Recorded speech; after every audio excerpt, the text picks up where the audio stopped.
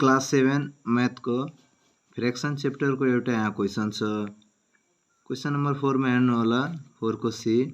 Question हाम्रो के थियो भने 8 3/7 प्लस 2 1/6 माइनस 3 1/2। यो क्वेशन गर्ने कसरी फ्रैक्शन को क्वेशन हो। हाम्रो क्वेशन के छ 8 3/7 प्लस 2 1/6 माइनस 3 1/2। यो क्वेशन गर्नु अघि एउटा कुरा क्लियर गर्नुपर्छ, यसमा फ्रैक्शन में छ क्वेशन या मिक्स फ्रैक्शन में छ। इफ मिक्स फ्रैक्शन में छ भने हाम्रो पहिलो काम हुन्छ यसलाई फ्रैक्शन में चेन्ज गर्नुपर्छ। फ्रैक्शन में कसरी चेन्ज गर्ने 8 × 7 प्लस 3/7 यो फ्रैक्शन में चेन्ज गर्ने मेथड हो। प्लस 2 × 6 प्लस 1/6 माइनस को माइनस 3 × 2 प्लस 1/2। अब यो मल्टीप्लाई गर्नु होला 8 × 7 56 प्लस 3 एकैचोटी 8 गरिदिनु 56 plus 3 59/7 plus 2 × 6 12 plus 1 13/6 minus 2 × 3 6 plus 1 7/2। यस्तो फर्ममा आइसक्यौं भन्दाखेरि हामी फ्रैक्शन में कन्भर्ट गरिसक्यौं। अब फ्रैक्शन में कन्भर्ट गरेपछि के गर्ने डिनोमिनेटर हेर्नु होला। डिनोमिनेटर सेम छैन, हाम्रो सेम छैन भने डिनोमिनेटर मात्रै हेर्नु होला।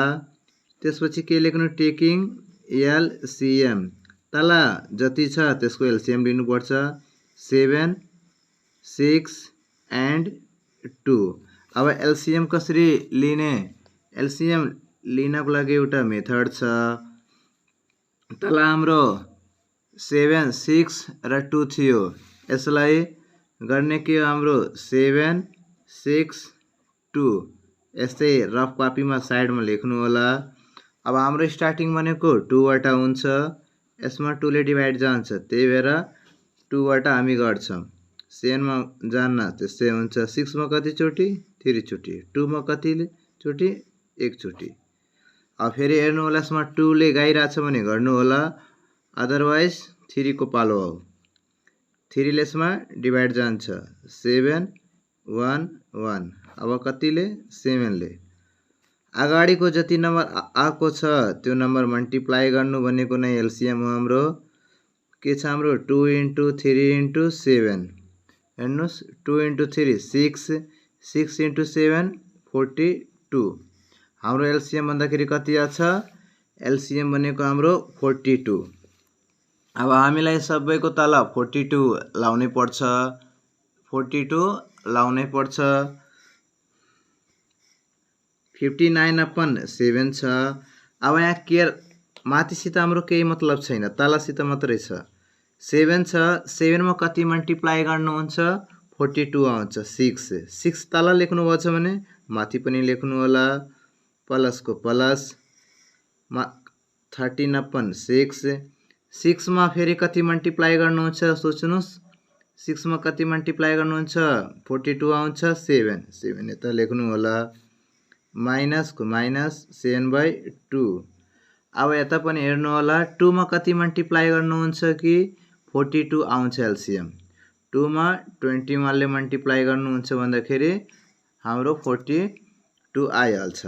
अब माथि माथि मल्टिप्लाई गरौँ, तल तल मल्टिप्लाई गरौँ। 59 × 6 मल्टिप्लाई गर्नुहुन्छ भने कति आउँछ, त्यति केही कन्फ्युजन छ भने साइडमा हामी किर्न सक्छौं। 59 मल्टिप्लाई बाइ 6।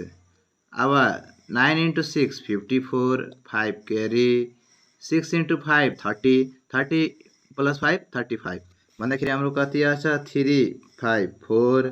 7 × 6 मल्टिप्लाई गर्नुहुन्छ त्यही नै हाम्रो 42 आउँछ प्लस को प्लस।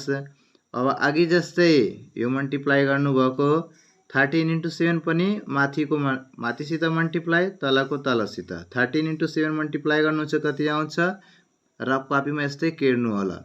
7 × 3 21 7 × 1 7 7 + 2 9 भन्दाखेरि हाम्रो 91 अपन 42 माइनस अब यो पनि मल्टिप्लाई गर्नु 7 × 21 कति हुन्छ यस्तो पनि गर्न सकिन्छ 7 × 1 7 7 × 2 14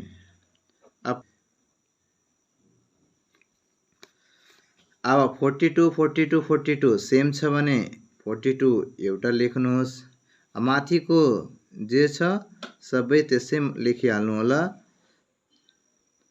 पहिला यसमा हामी के गर्नु होला प्लस अगाडि गर्नु होला त्यसपछि प्लस गरेपछि माइनसको गर्नु होला भन्दाखेरि 354 प्लस 91 हामी एकचोटी आफै गरिहालौं 354 91 साइडमा यस्तै रफ कपीमा किर्नु होला 4 + 1 5 5 + 9 14 14 को 4 carry 1 3 + 1 4 भन्दाखेरि हाम्रो कति आछ 445 minus 147 अपन 42 अब यसैमा कति सब्ट्र्याक्ट गर्नुहुन्छ 147 यहाँ 5 बाट 7 सब्ट्र्याक्ट गर्दाखेरि जान्न क्यारी लिन्छ 15 बाट 7 8 यहाँ 13 बाट 4 9 3 बाट 1 2 भन्दाखेरि 298 अपन 42 अब यसमा कुनै नम्बरले डिभाइड जान्छ स्मलेस्ट टर्ममा पनि लेख्न सकिन्छ अब स्मलेस्ट टर्म भनेको 2 ले डिभाइड गरौँ है अब 298 मा 2 ले डिभाइड गर्नुहुन्छ यसको आधी कति हुन्छ